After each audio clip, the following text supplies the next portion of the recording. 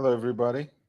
Welcome back to the channel. We're live from Los Angeles, and this is your host, Young Brando. We're going to talk about watches, a few new releases, or some that I've in fact missed in my absence that I still want to talk about. And we will also just more broadly talk about some industry news as you direct me, as you ask your questions. I'm happy to respond to all of them. I'm happy to broach any watch related topic. So feel free to chime in, feel free to write in the chat. Of course, since this is a very small independent channel, the super chats are always appreciated, but I'm going to try to respond to all your questions as they come in. And as you trickle in, you know the deal in this channel already, that we start with some of my horological posts from Instagram. Um, I do apologize to some of you who couldn't perhaps care less about football from across the pond, so to speak. So not the American kind, but the one that's actually played with feet, the one that usually goes by the name soccer here. I have been on that kind of kick lately, but there are some interesting finds that I thought you would appreciate as well. This is Jules Koundé, who is a right back, who plays for the France national team and also for Barcelona. And he actually has a very tasteful uh, vintage and vintage inspired uh, collection of watches. And while his team was on this preseason tour in Asia, I think they have already made it to Korea. But during the Japan leg, he basically went out to scavenge for some vintage treasures. He was in this, I think, Tokyo shop called Casanova Vintage, checking out some, again, old Japanese national team jerseys. And he was actually wearing a vintage treasure himself, which is a 6241. So pump pushers, um, plastic slash bakelite, tachymeter bezel, uh, which is an insert, which is also, by the way, the kind of design detail that they have incorporated with the most recent series of the Daytona, right, where you actually have this matching metal ring that accommodates the new Cerachrome bezels as well. And this is a piece that's powered by the lower beat caliber, which is the 722, still based, of course, on the Valjoux 72.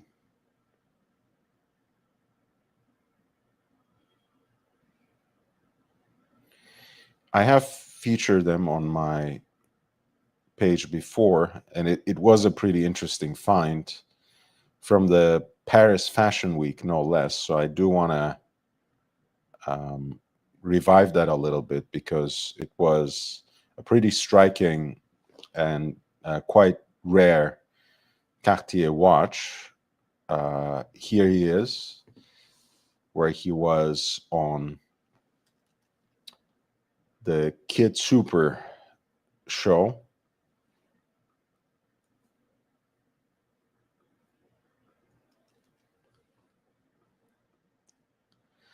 And he was wearing a very particular kind of Cartier cloche. And I was very intrigued and very excited to find it because it is actually a boutique exclusive, and in fact a Paris exclusive, and exclusive to the Maison's 13 Rue de la Paix location.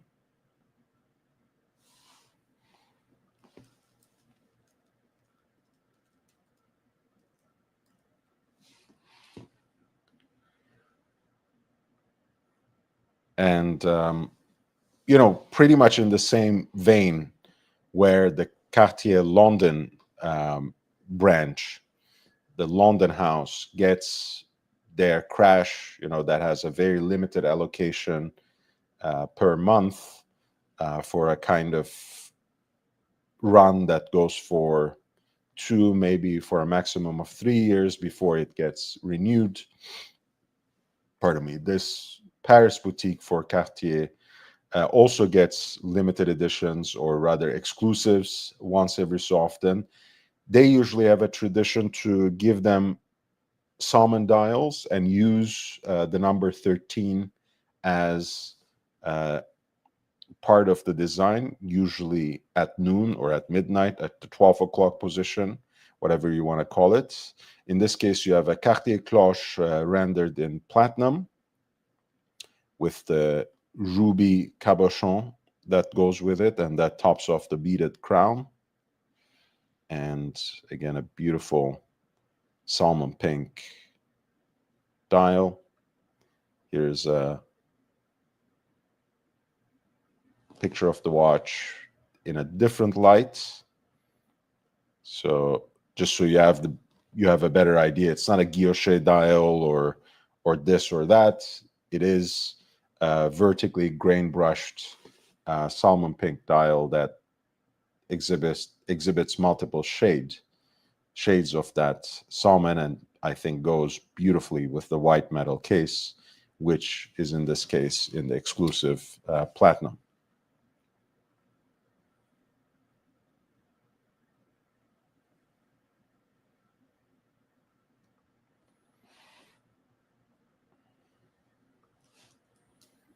Sometimes realize, spelling mistakes, things that I missed in the narrative once every so often, so I keep fixing those. But there we go. That's Jules Koundé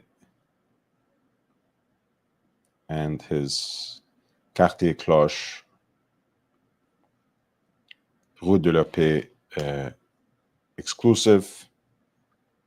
I don't know why this is killing me here.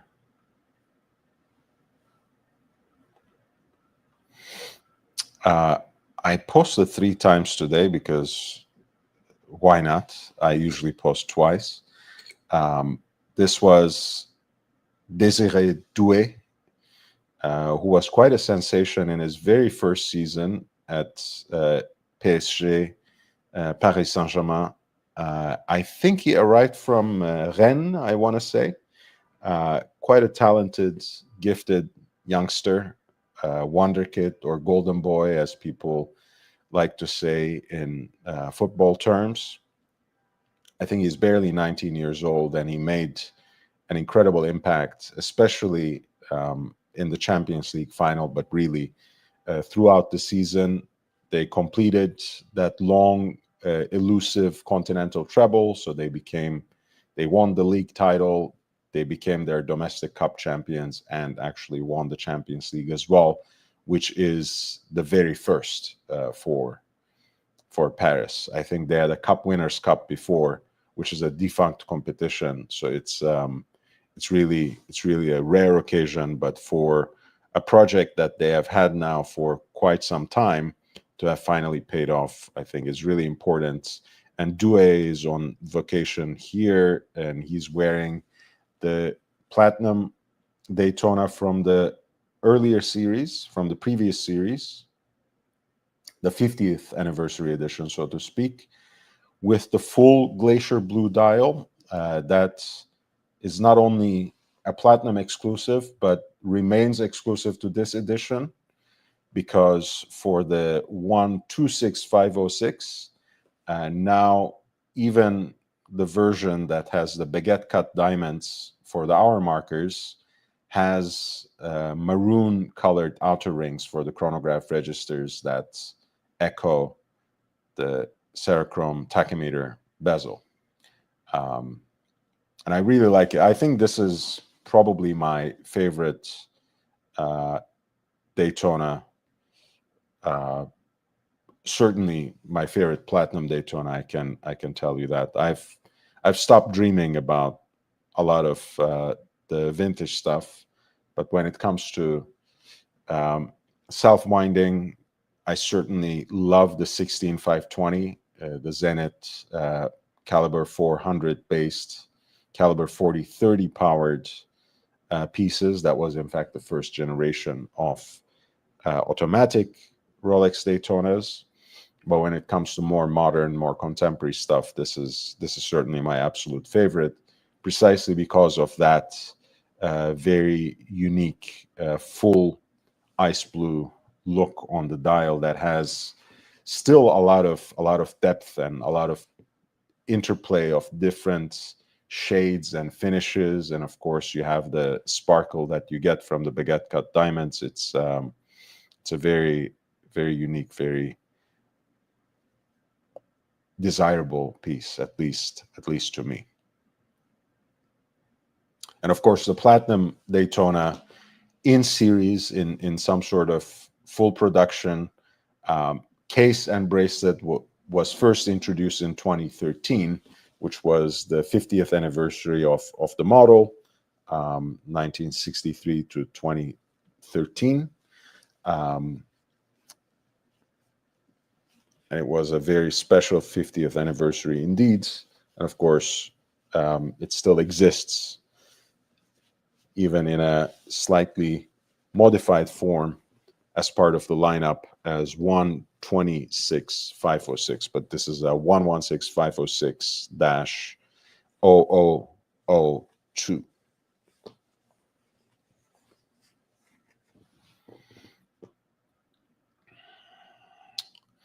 And here's the Super Eagle 2023 African Footballer of the Year.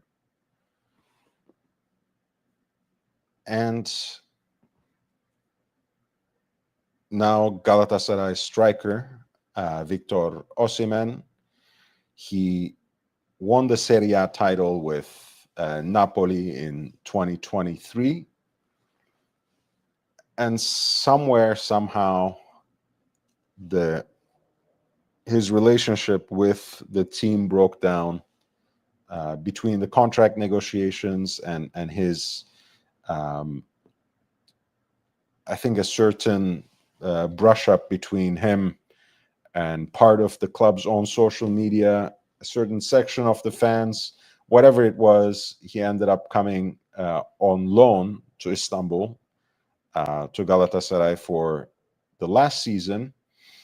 And some way, somehow, in a quite unexpected manner, Galatasaray managed to raise the funds to make this transfer permanent. I've seen him wearing different kinds of watches, a lot of iced out pieces before.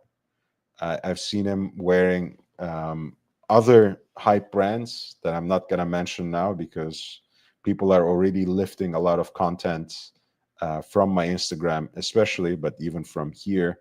It's been the story of my life. But I was very happy to find that he was actually wearing something more recognizable, but still at the boss level. In this particular instance, he was wearing a Rolex Day-Date in 18 karat pink gold, or what the brand itself calls Everrose. Of course, on the matching President bracelet, and sunburst chocolate dial with Roman numerals, which I've always liked, by the way. Of course, diamonds look great. The baguette cut diamonds look great on the platinum versions, but I'm actually a huge fan of these Roman numerals in the way that Rolex executes them for the Day-Date. I think it's a very, very nice look, multifaceted, quite nuanced for what it is. I think ultimately it makes for a great look.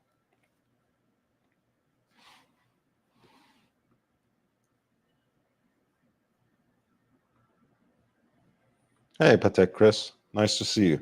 By the way, guys, please hit the like button. I think this is enough of a warm-up for me. So I do want to talk about some of the new releases. I'm gonna actually use monochrome watches for at least part of the discussion. This is a piece written by a certain Robin Noy, just to recognize him.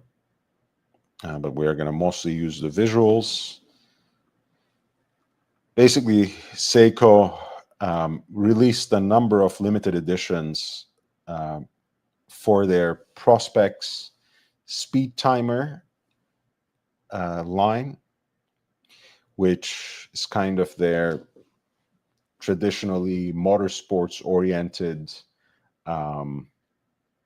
racing inspired line, mostly for chronographs, of course, starting with 1969, high time to produce an automatic chronograph, as you would know if you know your horological history, at least recent history. And of course, that tradition in Seiko lives on today for the Prospects speed timer collection. Of course, I always have to introduce as a caveat, for someone who has come up like me as a collector, as an aspiring, watch person in the 90s, but as an actual collector in the early 2000s, of course, brands like Seiko, Citizen, to a lesser extent, perhaps Orient, were really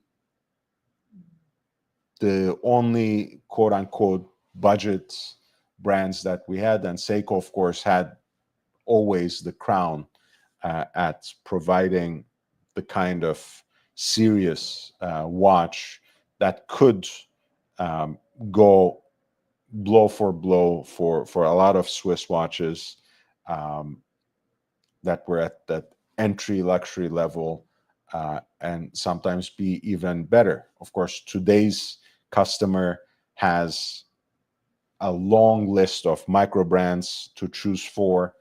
And of course, with the gradual inflation that we have faced and the constant annual increases in the prices, Seiko in many ways, at least with some of their offerings, almost stopped being a budget option for most people, for the young aspiring collectors who want to have a few different pieces at the cost of a fraction of a single Swiss luxury watch, right? So there are other options now.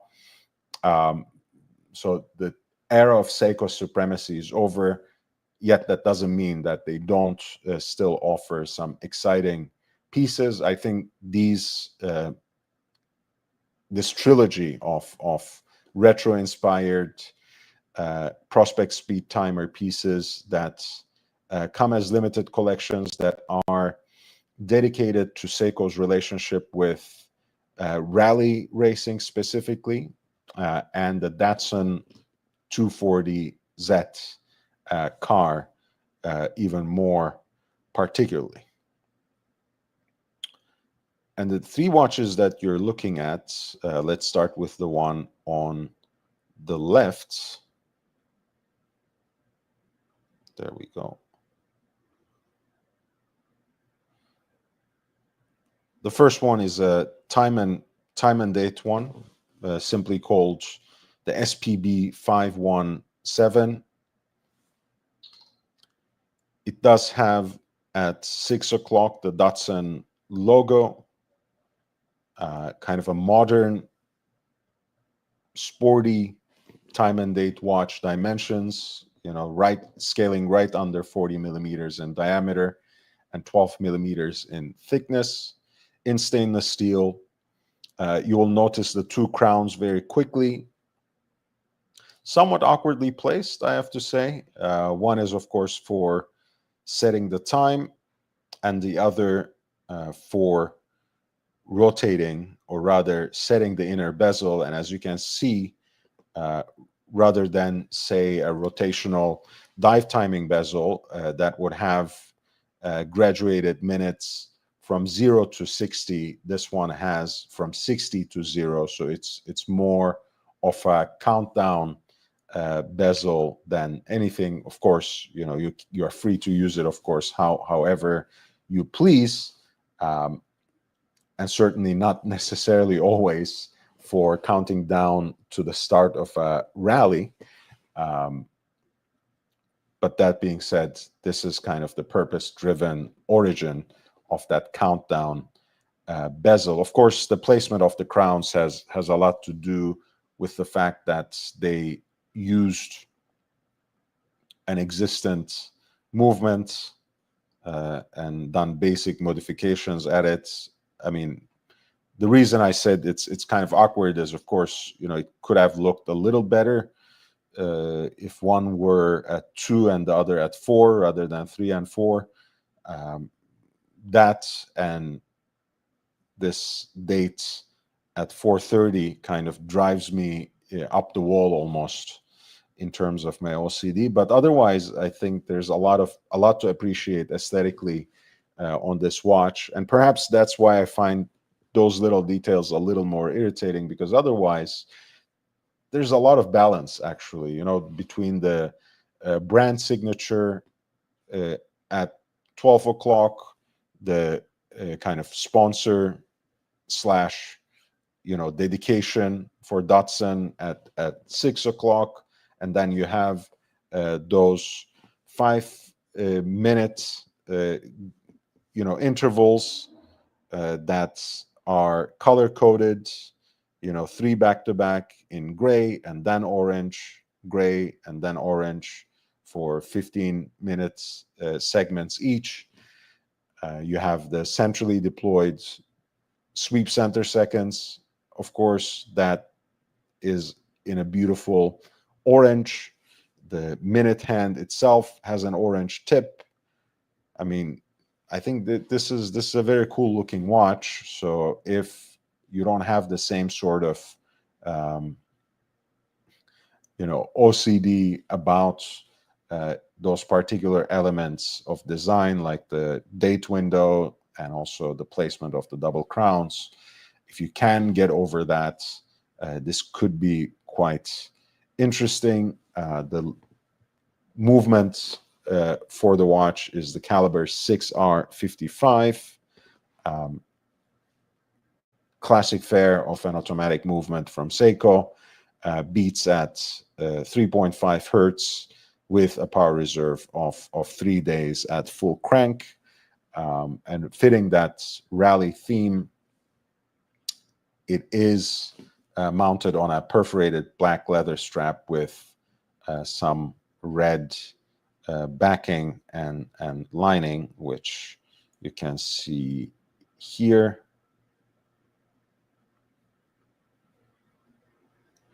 It has a closed case back, which carries the logo of the Datsun brand as well. Limited to 2,500 pieces, and its price is set at around 1250 in euro.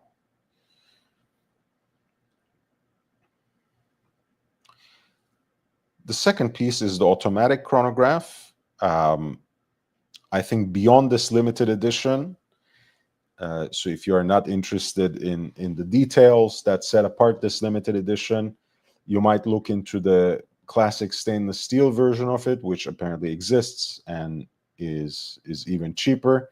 But we're looking at the SRQ047, which is the Datsun limited edition of the Prospex Speed Timer mechanical chronograph that runs for about 3,500 in euro, limited to 500 pieces in a limited edition. It has a 42 millimeter case, so quite the standard fare for a sporty chronograph, with a thickness that scales right above 14 and a half, 14.6, I think is the official specification. So it's a rather largish and hefty piece, but I guess thanks to that black finish, it does perhaps register to the eye a little slimmer, a little smaller on the wrist. Don't take my word for it. Feel free to take it out for a spin if you can find it. There's a bezel insert for the tachymeter that has nice red accents, which fits not only the centrally deployed chronograph seconds hand, but also the 30-minute totalizer at 6 o'clock, the continuous running seconds, which is blue tipped, is at 3 o'clock. There's also a 12-hour totalizer, which also has a red hand, and a porthole style date window that is located at 4:30. All the logos are inscribed at 12 o'clock: Seiko speed timer, the Prospects logo, and a signature cursive style Datsun inscribed there as well. This one is a standard black calfskin strap with a double and stitching, which gives the watch a vintage flair, even though its look is otherwise quite modern.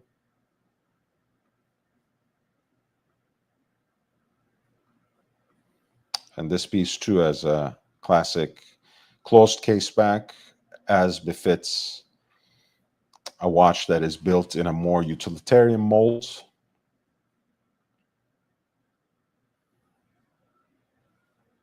Beating under that hood is the Seiko column wheel vertical clutch chronograph movement. That's the 8R, caliber 8R48. A 4 hertz movement, 45 hours of power reserve. Not really a performance monster, so to speak, but the fact that it is vertical clutch and column wheel means that the start, stop, and reset functions are quite smooth to engage with those pump pushers that flank the crown at 3 o'clock.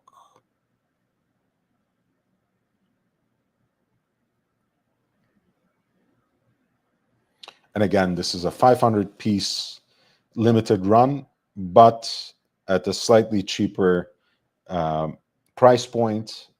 There is going to be a stainless steel black dial version of this piece as well, as part of the regular production. But this is the SRQ 057, the Datsun limited edition Prospect speed timer Seiko chronograph. The price point is €3,500. And finally, there's a solar chronograph, solar powered chronograph, which the Prospects series started featuring as an option. The caliber V192 charges through a solar cell over the dial and can apparently store up to 6 months of power in its battery.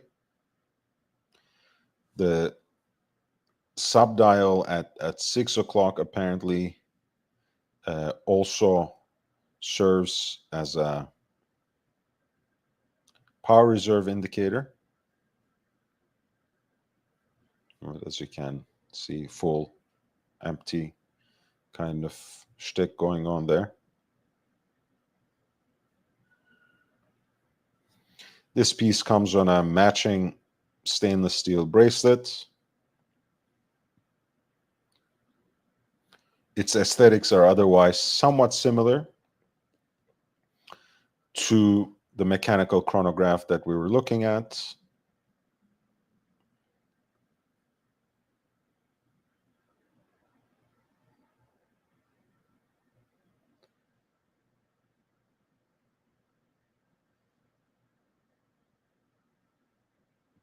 But it's mainly a stainless steel watch with blackened accents, such as the black center links of the 3-link bracelets, the pushers, the crown. And there's also a finely graduated seconds track that is in a red that sets it apart from the black dial. A date window that's even more off kilter, closer to the 4 o'clock than 5. The typography of Datsun is a little different.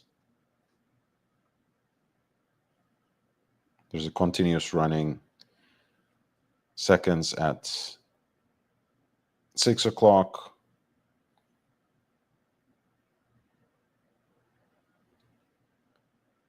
A 24-hour hand at 3 o'clock.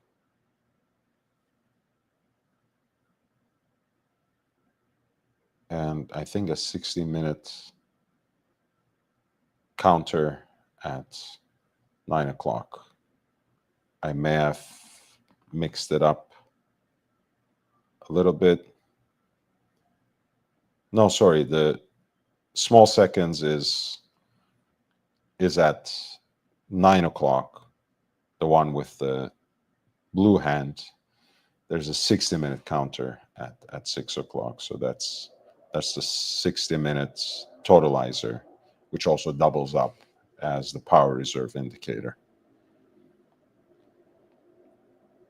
And this is a limited run of 4,000 pieces.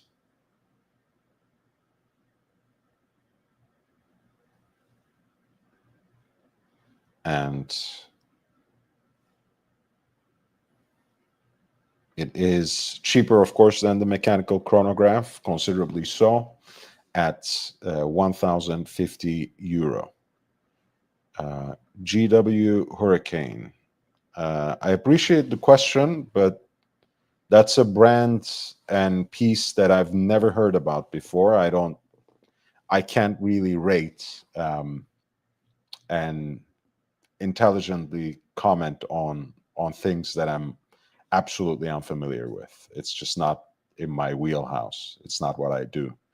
So I'm sorry to disappoint.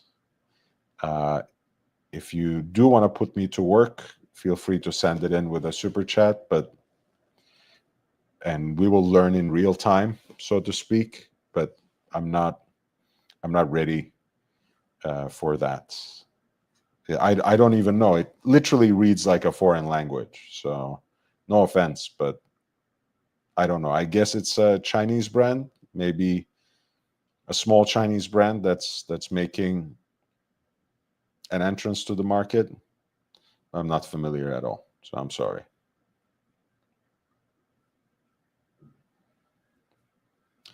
So these were the 3 Seiko limited edition pieces. The other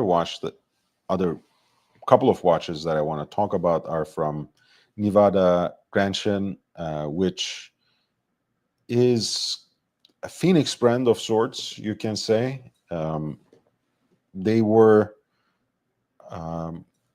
let's say, small to mid-size manufacturer in Switzerland that basically fell victim to the quartz crisis, revived in the post-pandemic era by a French gentleman, Guillaume Lédé, I want to say, who is also behind the revival of Vulcane, as well as other varied projects, such as Space One, which is his collaboration with Theo Offray from Paris.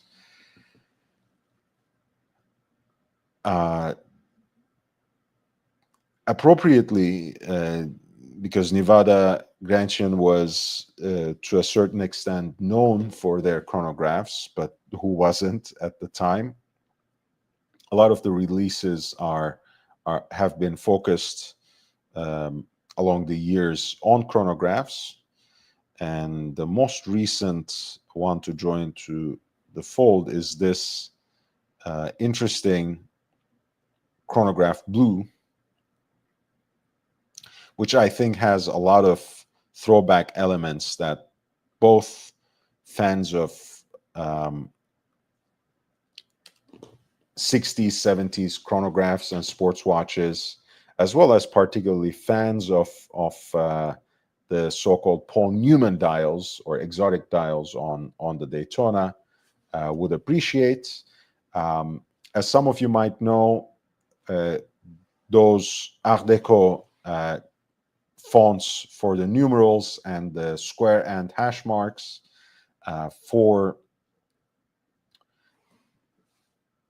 the numerals in chronograph registers were not exactly a Paul Newman exclusive, a Rolex exclusive, so to speak, because they also, those exotic dials also made their appearance in Omega Speedmaster racing pieces, the Hoya Skippas, and other watches, and that's because those dials came from the same supplier that made dials, that designed dials for Rolex as well, Singer, Jean Singer specifically.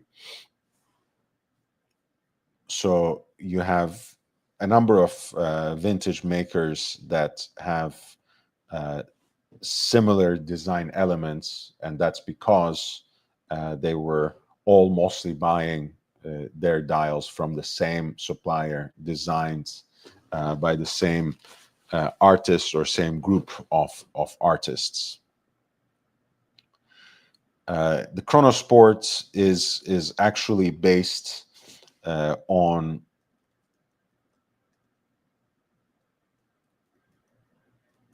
a vintage design by the brand.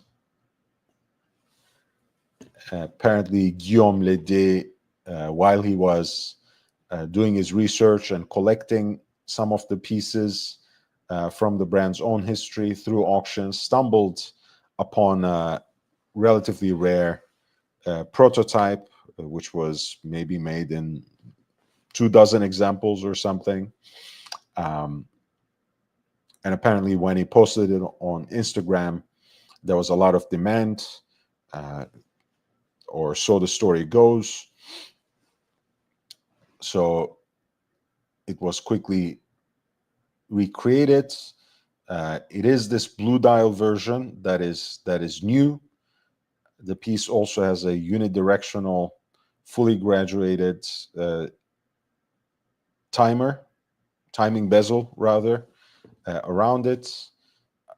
Along the periphery of the dial, there's a tachymeter as well to measure speed. Otherwise, you have a beautiful kind of a Grenet blue dial, a blue dial with a somewhat grained finish, a grainy texture. And you have a 30-minute totalizer at 12 o'clock and a continuous running seconds at 9 o'clock, which both carry the traces of those vintage exotic dials. Of course, you can even see the vintage influence in the choice of fonts on the unidirectional rotatable bezel, which is both fully graduated for 60 minutes again, as well as marked for 12 hours. The case is a nice chunk of a barrel-shaped form. Hey, Robert. How are you doing, man? Nice to see you.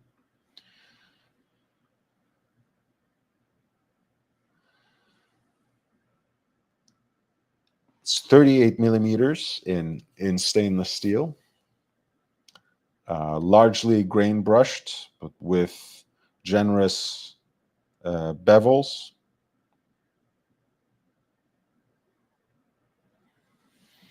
Powered by a classic Valjoux 7750 automatic movement with a respectable 42 hours of power reserve.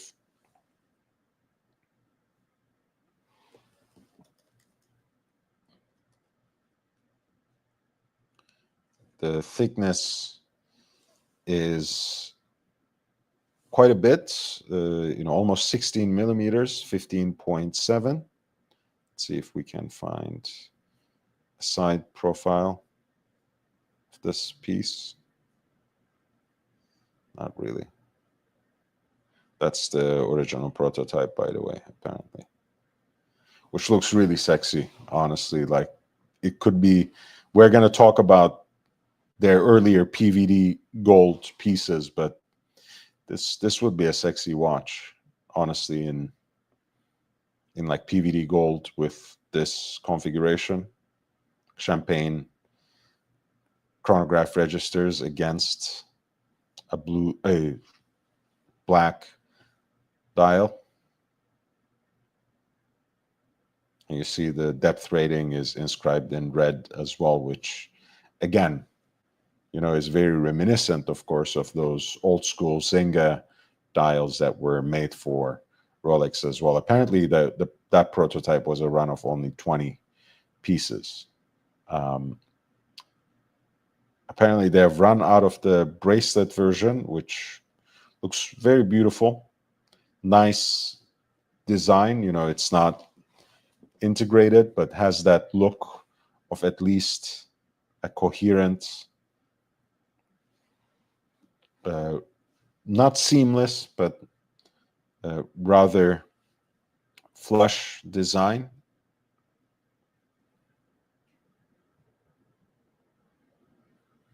Apparently limited to 100 pieces.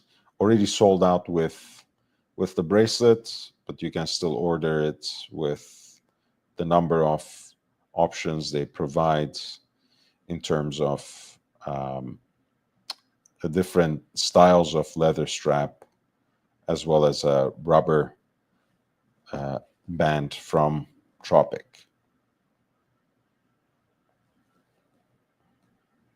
And the price is $22.95, right under 2,300 in US dollars.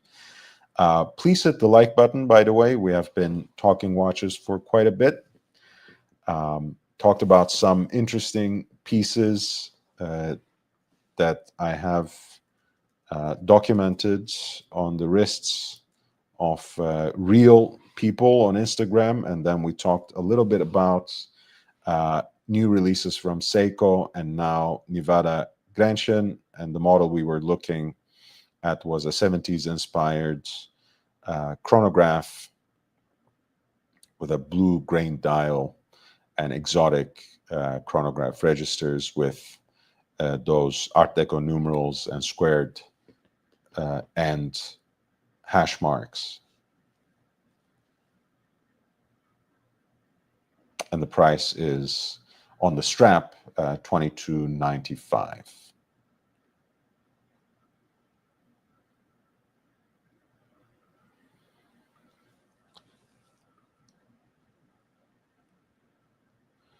The other Nivada-Grenchen watch that I wanted to talk about, which is also a 70s inspired piece, is the F77. This collection, again, is following in the lines of same kind of revivalist approach, where there is a basis in an earlier 70s release, if not necessarily in large numbers. And that is followed up by a newer design, which has already matured enough, I suppose, that they have a Mark II. It features a new case design, which quote unquote is bigger, 38 millimeters in diameter rather than 37. So a larger lug-to-lug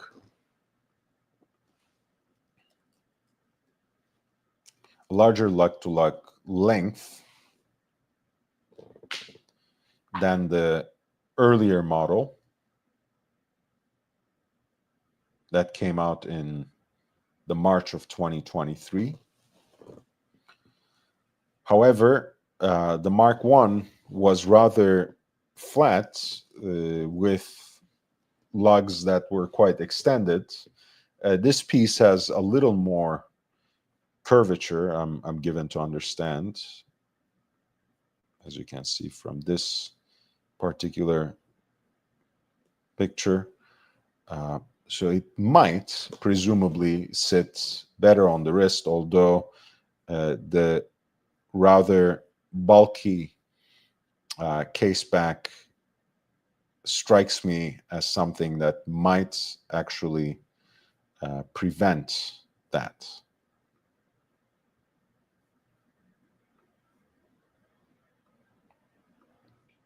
And again, we're talking about a watch that's 38 millimeters in diameter. Of course, will wear significantly bigger than this, more like a 40 millimeter watch with the integrated design. It's 12.2 millimeters thick, which is, again, not extremely thick for a piece like this, for a sports watch, so to speak. However, the origins of these 70s Jarajanta designs were really ultra thin pieces. You know, when you look at the 1972 Royal Oak, the 5402 ST, or if you're looking at the 3700, the original Nautilus from 1976, these are very slender pieces, right? So just making an integrated design or a quasi-integrated bracelet watch doesn't quite get you there. And obviously, we're looking at a significantly budget option, so you can't have it all at this price point, but it is something that is worth remarking and understanding. This is the classic stainless steel version, different to the so-called Mark I, which had the baton hands. This has Dauphine hands, the multifaceted sword-like hands. I like the dial design, actually, which is very balanced, no interruption of a date window, sweep center seconds. The aesthetic is a beautiful three-hander. Obviously, again, it's not the most original design, right? It's clearly derivative of the N plus ultra, the alpha of this genre, which is the Royal Oak. I kind of like the aesthetic of this particular watch. You know, even the balance of the brand logo and the model signature between 12 and 6 o'clock is quite nice. And again, not having the dates, I think, really helps. And you do have different, again, that interplay between polished and grain brushed surfaces that bring out some elements of that original 70s design aesthetic, which makes this particular genre of watches so desirable. I think the PVD gold version is already sold out, but this stainless steel version is available for pre-order at 1560 1560 in US dollars.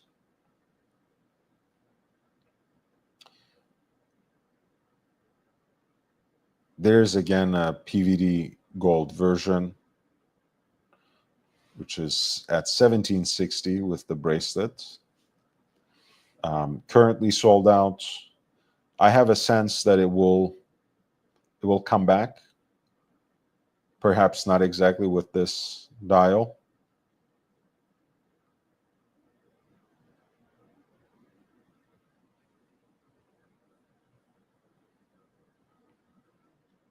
I kind of like the domed crystal as well, although it's not necessarily in line with the more slimming effects of Jarajata's original design.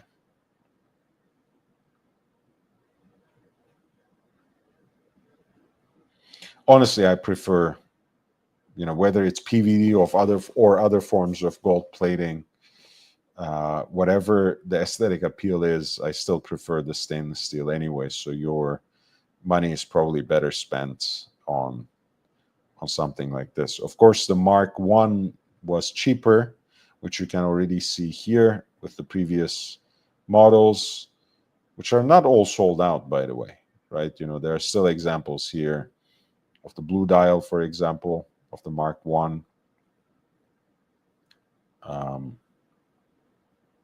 The black dial, true, has some choices. And they had some other dials and finishes, from meteorite to lapis lazuli. So there are some other options too. If you like the design and don't necessarily desire the latest iteration of the watch.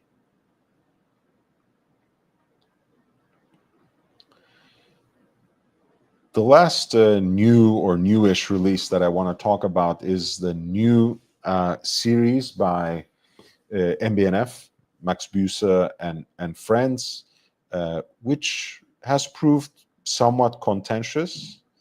I'm talking about the new line that they call special projects, and specifically the release of SP1. This is a new direction that the brand takes at their on their 20th anniversary, and I've seen a lot of criticisms directed to it.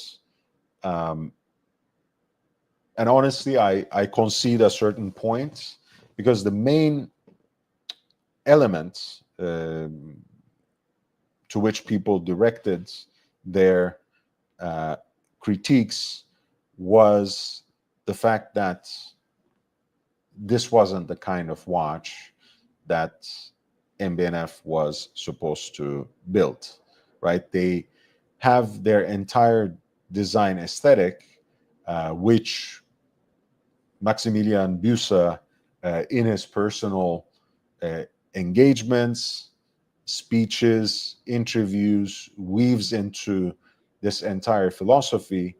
It is about having these sorts of creative designs that bring together technical innovation with innovative ways of displaying time, creating really a sort of mechanical art piece rather than merely a timekeeper. This is, of course, an aesthetic that they build into experiential spaces in what they call MB&F labs.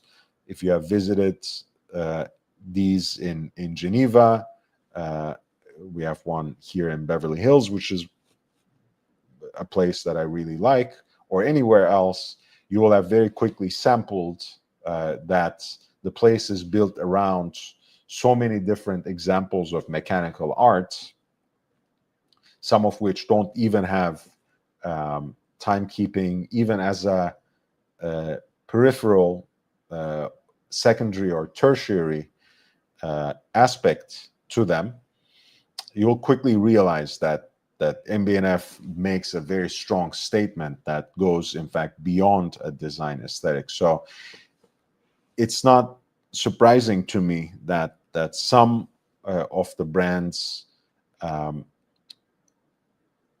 militant loyalists or longtime collectors did not necessarily appreciate, or minimally were quite uninterested in this new watch that they have presented as a time-only, elegant 38 millimeter piece. And in fact, the entire overview on their own website, even with the headline, seems to be providing an explanation already, right? If not quite an apology. It starts with the question: after 20 years of wild creativity, what if MB&F created an elegant time-only 38 millimeter timepiece? So the SP1, the Special Project 1, has a seemingly light, airy case. This is a nightmare, by the way, for people with hairy wrists like me, to wear something so transparent. I have to, do constant grooming, I think, under and around it, so it's not taken over by the small ecosystem on my wrist. Not that it would interrupt, I hope, the timekeeping functions, which are dedicated to this off-center dial at 6 o'clock.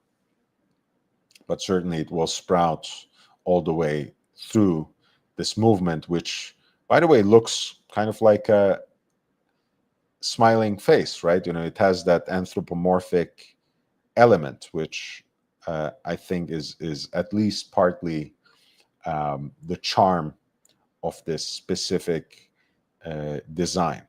So this is not only a new watch, but in fact a third line of pieces that MB&F introduces on their 20th anniversary. They always had the more radical horological machines, which really push the boundaries of design to deliver original ways of telling time. It's also different from the more classically inclined and more conservatively designed legacy machines. Again, conservative is only a relative term here, because those also had a very specific design language that you wouldn't really find elsewhere. The signature flying balance wheel would be only a part of course, that design aesthetic. Sometimes it's called inverted balance wheel as well, but you know exactly what I mean. If you know any MB&F watch. But let's bring the legacy machine 101, for example, into the frame here. So compared to even LM 101,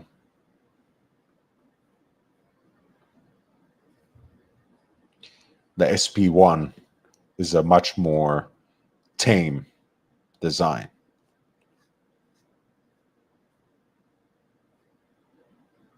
With its radically domed aesthetic, again with the inverted flying balance wheel design. I think the only recognizable thing remains the off-center dial, which again is obviously not something exclusive to MB&F at all. Now, obviously, many other brands have done it. Breguet does it all the time, especially within their tradition line or tradition line. Audemars Piguet had certain Jules Audemars pieces, especially the chronometer, that has a similar design aesthetic. But of course, this watch doesn't at all look like any of those. It does, however, look much more tame compared to the standard fare of MB&F's offerings. It's much more slender, even if there's still a domed crystal. It's much more traditional, even though the timekeeping still seems to be part of a larger interplay of mechanical elements rather than being on central stage.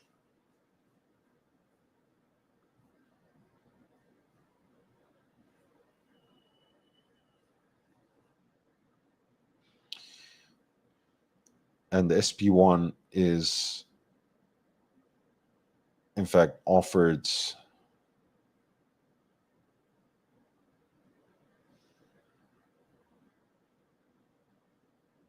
in two different renderings, in two different iterations, one of which is in pink gold and the other in platinum.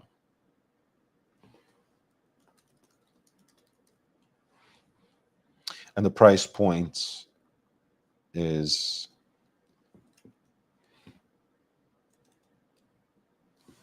at $76,000 for the pink gold and $82,000 for the platinum.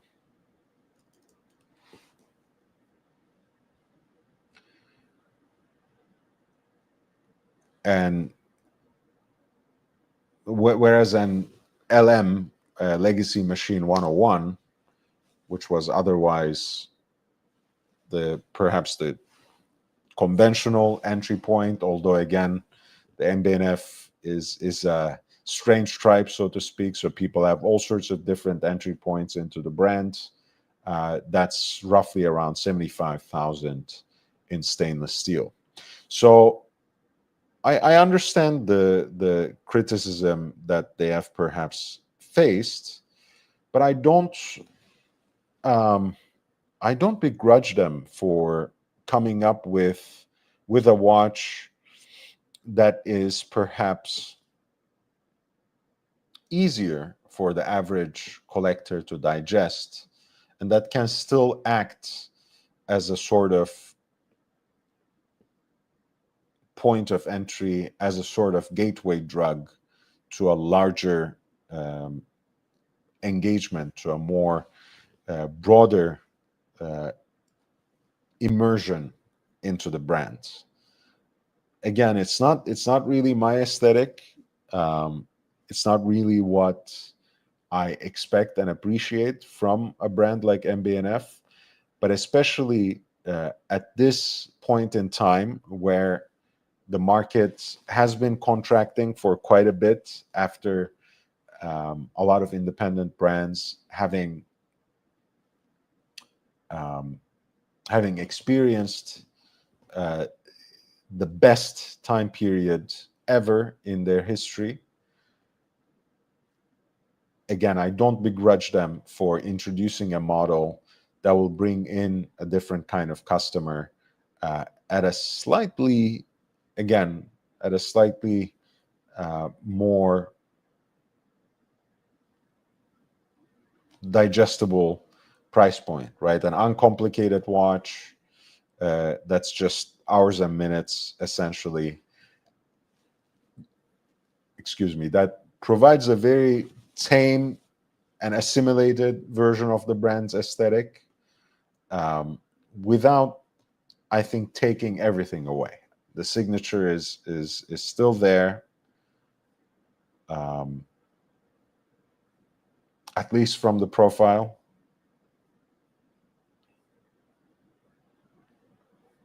I certainly appreciate it, even though it's not really for me. And again, MB&F is one of those brands that have had that capital injection from Chanel. Romain Gaultier is another example. Yves Lejeune, of course, is the prime example of that. The Wertheimer brothers, who are the owners of Chanel, are very respectable watch collectors themselves and have made these series of investments both to create a kind of horological ecosystem for Chanel itself, that now has an ability of any respectable vertically integrated manufacturer. They can make anything from watch crystals to movement parts to ceramic cases and bracelets themselves. But they have also made these strategic investments in buying stakes of a number of independent brands, which they don't direct, which they don't really orchestrate either, even though they tap into their R&D and their knowledge and insights once every so often, in when they design and introduce certain watches, right? Like the Monsieur de Chanel Jump Hour piece, for example, has a movement that's at least in parts designed by Romain Gaultier. The so-called Caliber 1 is at least in part his design. However, essentially Chanel's capital injection to brands like this, like Romain Gaultier, or like what we're talking about in MB&F, just gives them basically more room to maneuver without having to worry about a backlash from their usual customer base, a momentary shift or vacillation in customer demand, and also allows them to basically expand into this sort of reach, not necessarily in production volume, but in this sort of reach into different kinds of customer bases, reach more directly into their usual collectors who are, of course, worldwide and who now have the chance to experience these products in a more hands-on way, in a very inventive setting through the MB&F labs. So I think it's a sign of the times eventually. And I have to say, again, not being a fan of the watch and of the design myself, and I'm talking about the SP1 specifically, I can still appreciate where they are going, and not even where they're going at, but what they are trying to integrate into their holistic vision with this particular release.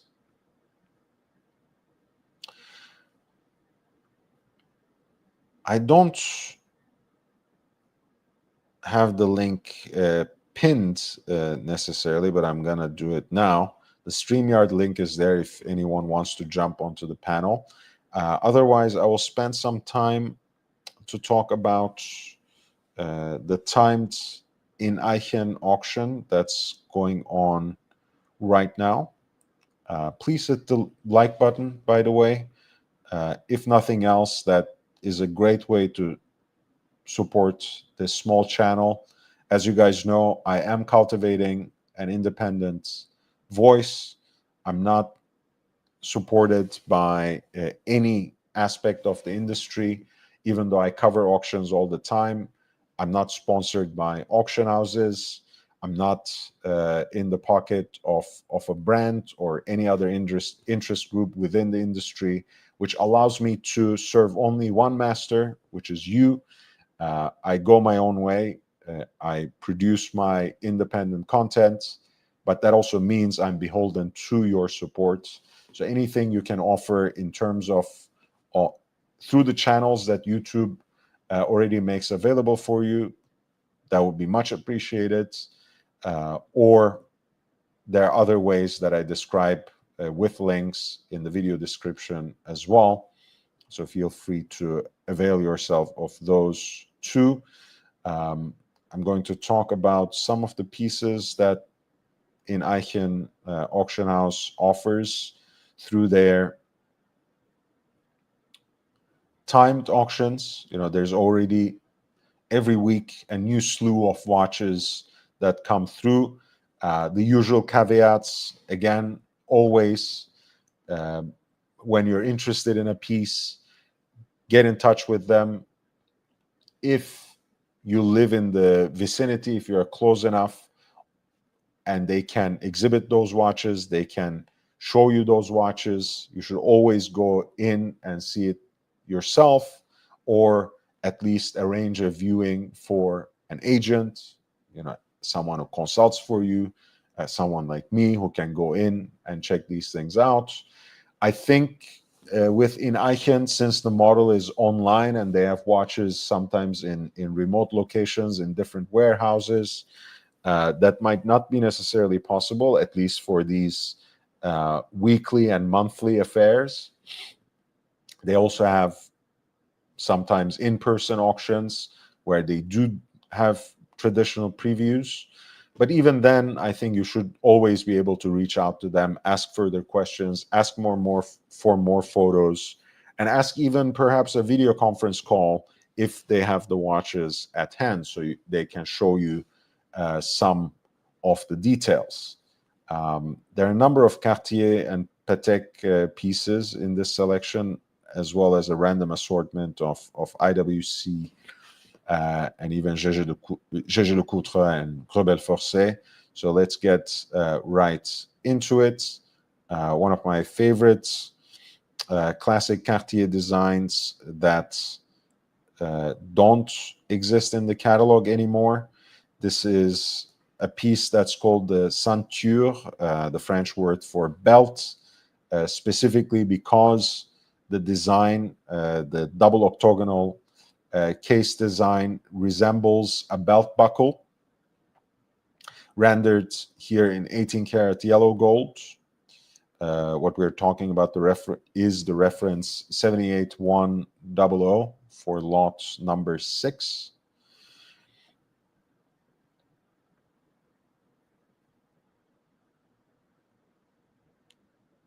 And this is the small version, so 25 millimeters in diameter.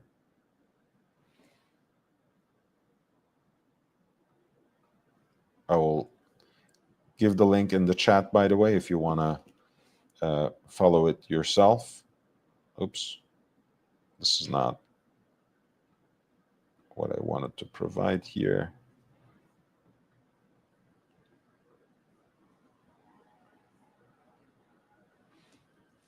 Here's the link to the auction. We're looking at lot number 6. So very dainty dimensions for this particular piece, I guess, at 25, but beautiful diminutive dress piece for a man, or a very elegant classic size for a woman.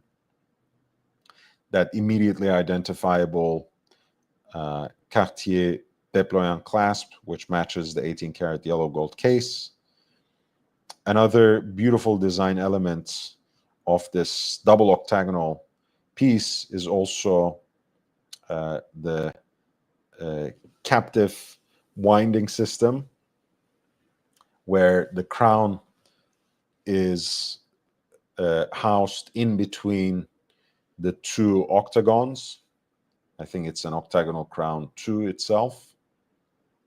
Very cool piece, of course, the classic Cartier dial with the elongated Roman numerals that are lined up around a classic railroad track for the minutes.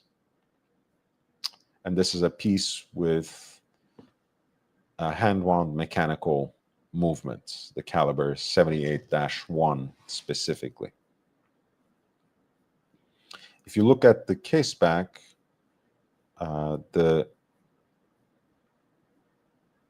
here's the buckle of the déployant clasp, and the case back itself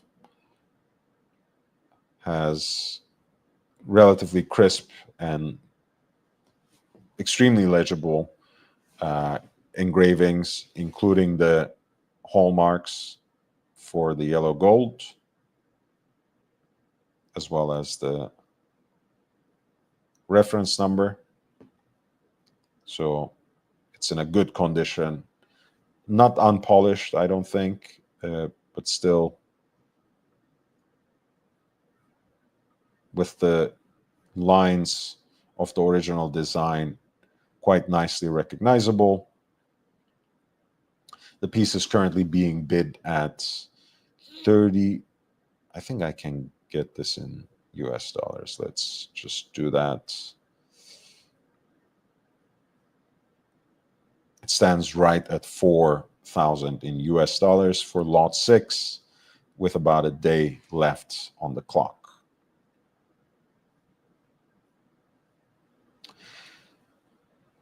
The other piece that I want to look at is the so-called Doppelchronograph. This is the reference IW3711. That classic Valjoux 7750 module that was devised by a young Richard Habring, who was a protege of Kurt Klaus at the time at IWC. Of course, today he's also known and perhaps more well known for his independent brands that he runs with his wife, Maria, who is kind of like the business mastermind behind the operation, where Richard Habring still brings on the horological expertise. But the module that allowed IWC to produce or that enabled them to serially produce at a reasonable price point split-second chronograph movements that were also easy to service and cheaper to service was made possible by Richard Habring's module, which is present in this IW 3711 Doppelchronograph, as the Germans call it. The French call it rattrapante. We use split seconds in English. Essentially, what you have here are two chronograph seconds hands, which when you engage the chronograph start moving together, and the additional pusher at 10 o'clock here allows you to split those two chronographs, allowing you to time in quick sequence 2 different laps. Very practical, and also one of the more difficult complications to otherwise engineer. So this quote-unquote shortcut that IWC found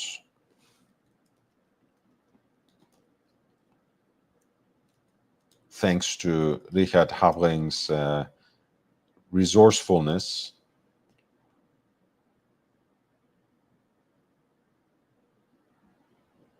was quite important.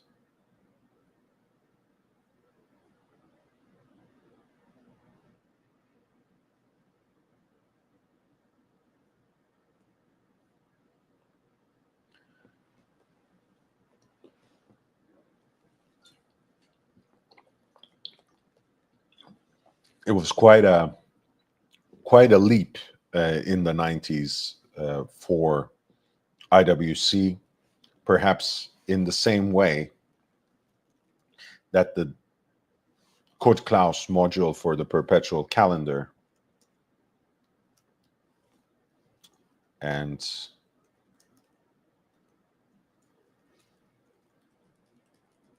its introduction was in 1985.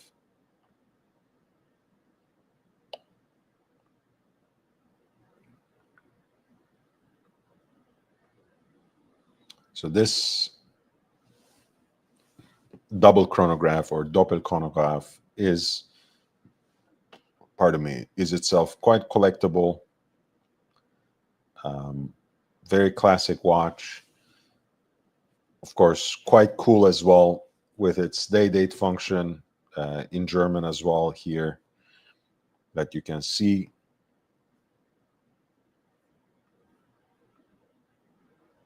Sonntag for Sunday.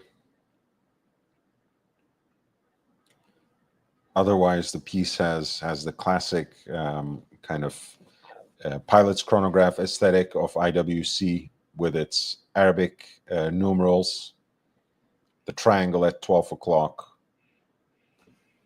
and the further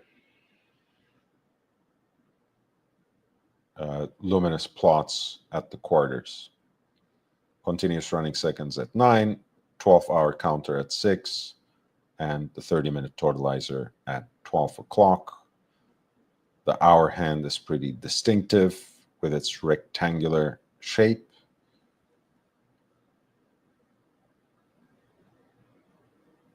It's kind of cutaway tip, and the watch has kind of like a bull's head look with the split second pusher located at 10 rather than elsewhere or being integrated into the crown. This piece is at lot 8, reference IW3711, the Rattrapante chronograph, the split second chronograph by IWC, currently being bid at $4,250 in US dollars with about a day left on the clock.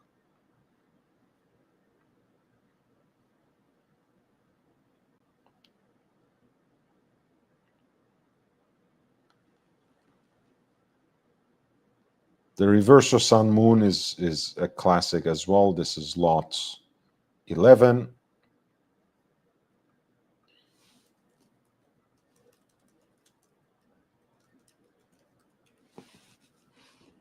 An example of it that's rendered in JLC's signature 18 karat 5N pink gold.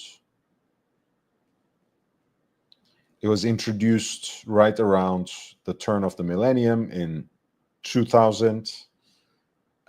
It features the complication in a grand taille, so the traditional enlarged / jumbo reverso case, which is roughly, I think, 26.1 millimeter by 42.2.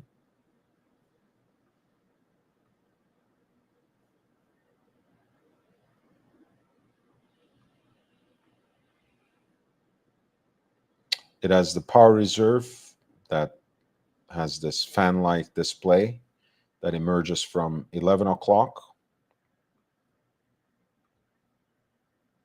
At around 1 o'clock, it has an aperture that serves as a night-day display.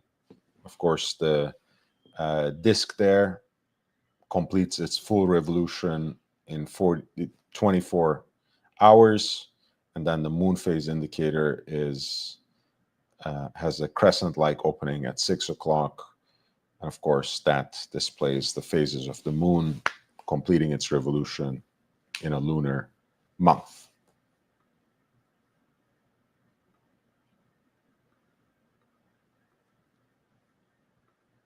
Exhibition case back which shows the movement.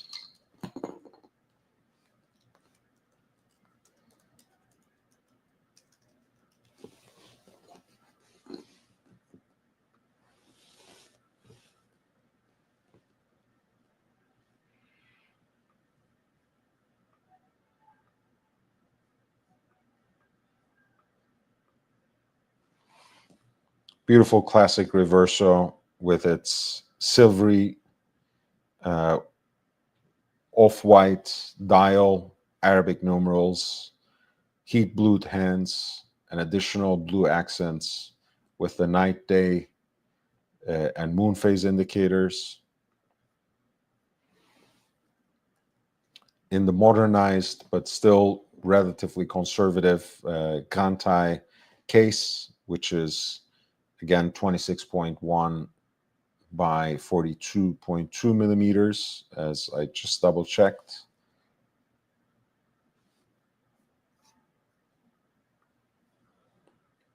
And this particular example in 18 karat pink gold, that is at lot 11, it's currently being bid at 11,800 in US dollars with about a day to go.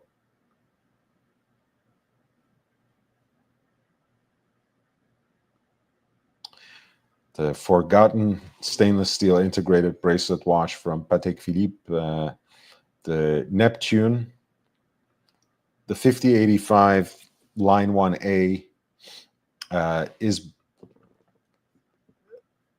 going to be quite familiar to you if you look just at the dial, the layout of the dial, of course, which is very much like the Nautilus moon phase, right? First 3712, and of course later the 5712. But the similarity ends here.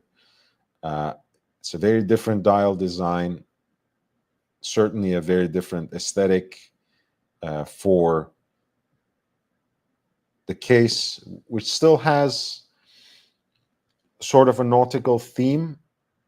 You know, the crown guards are kind of a fish mouth design. The integrated bracelet has a sort of reptilian / snakeskin scale like feel. So there is something that's still, you know, if you look at it as fish scales, still sea related. The dial is something that I never quite got on board with this watch. I don't really like the font chosen for the Arabic numerals. I don't like the thin pencil hands either. I like just about everything else. You know, I don't think you can go wrong with the classic caliber 240 based micro rotor movements, which here, of course, bears the hallmark of Geneva as a pre-2009 Patek Philippe piece.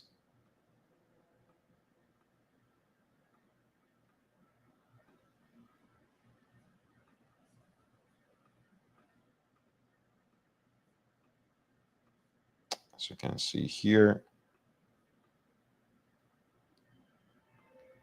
caliber 240 with a 22 karat micro winding rotor.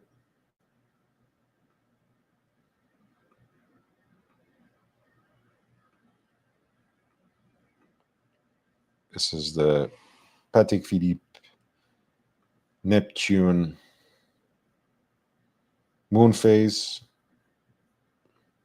Of course, much like the 5712, it has an off-center small seconds at around 4:30, a pointer date at around 7 o'clock that encircles around an aperture that's for the moon phase indicator, and a power reserve indicator that has a fan-like scale between 10 and 11 o'clock for the 48-hour plus reserve.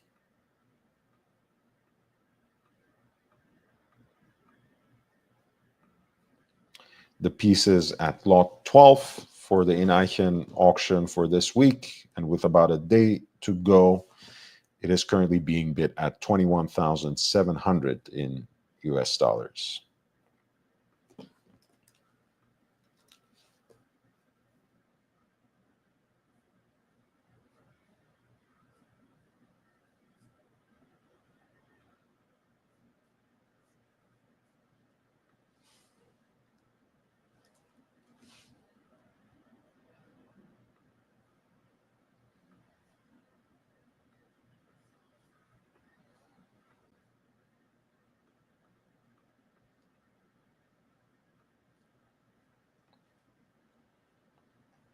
I think I have time to discuss maybe one or two more watches, unless you have any particular requests,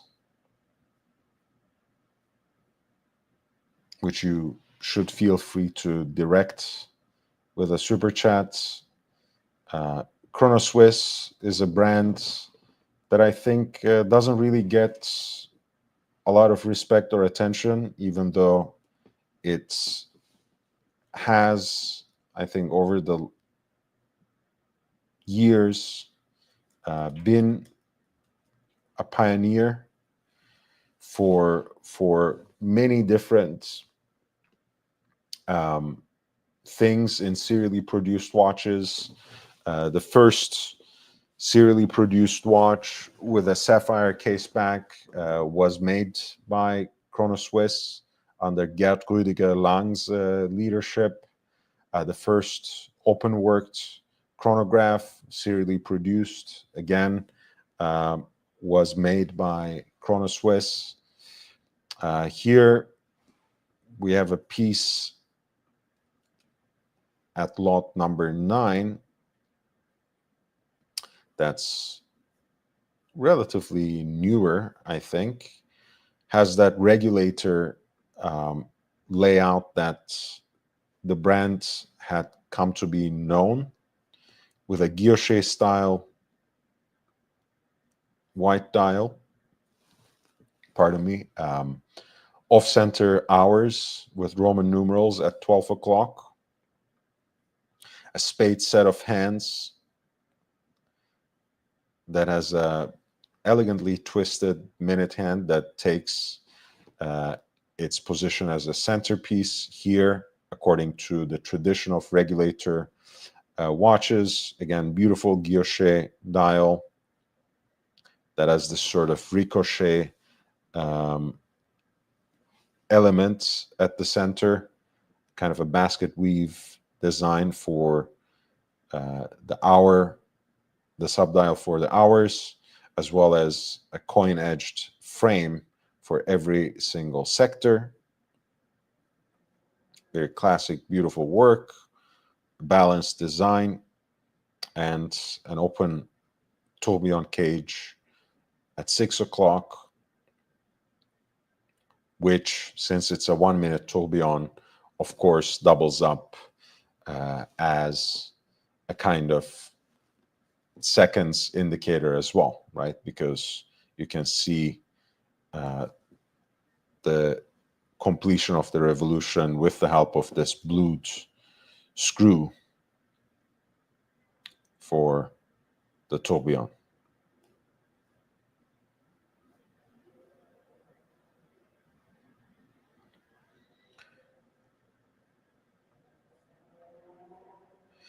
.38 millimeters with extended lugs. The watch has this distinctive onion crown.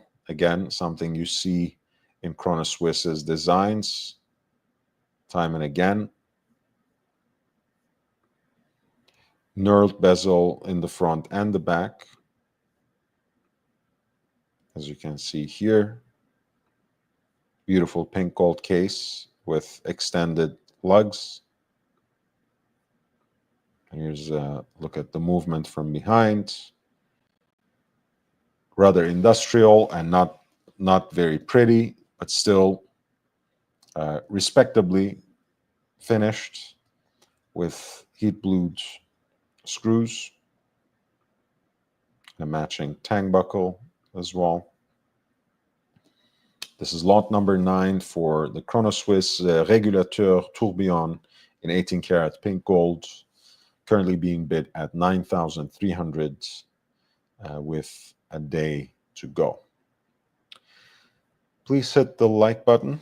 I think I have one more watch that I will talk about before I bid adieu. And that's lot number 10 for the Rebel Forcé double tourbillon 30 degrees.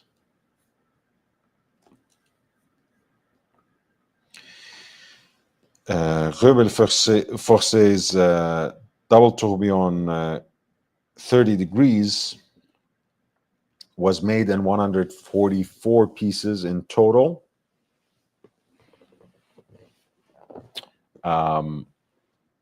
It has an innovative double tourbillon mechanism with one tourbillon cage that is inclined at 30 degrees and rotating in 60 seconds, that is inside another cage which rotates every 4 minutes, and that helps through this regulative mechanism for the movement to average out gravity-induced errors on the oscillator, which of course was at the heart of what Abraham Louis Breguet did in another era by using tourbillon regulative mechanisms for pocket watches.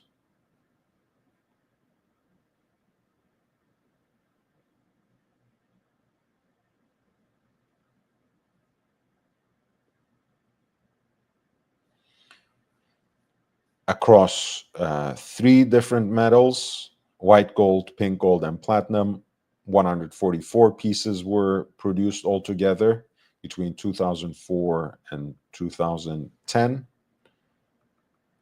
This, as you can see, is a pink gold example.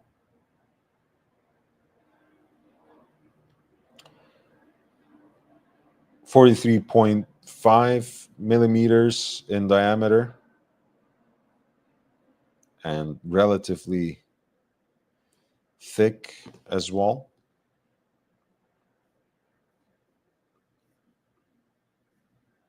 Let me see how thick it exactly is. Maybe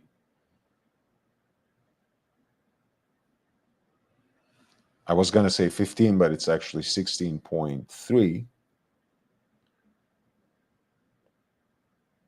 And 52.5 millimeters lug to lug. So it's quite a hefty piece.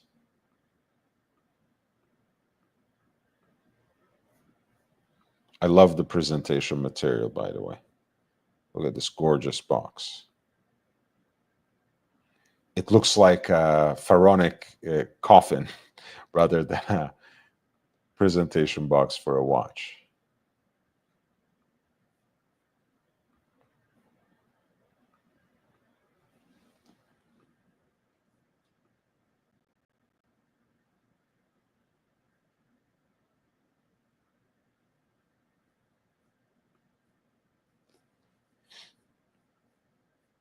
The watch looks nearly mint, has its full set of accessories, so to speak, box and papers.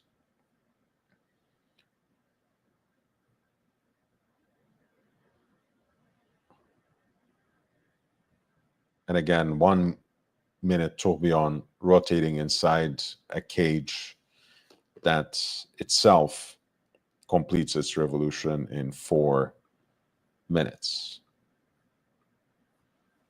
Small seconds indicator at 9 o'clock and a power reserve indicator at around 2:30 on a fan-like scale. This is the Rebel Forcé double tourbillon 30 degrees in pink gold at lot 10 with about a day left to go. It's being bid at 154,950 in US dollars.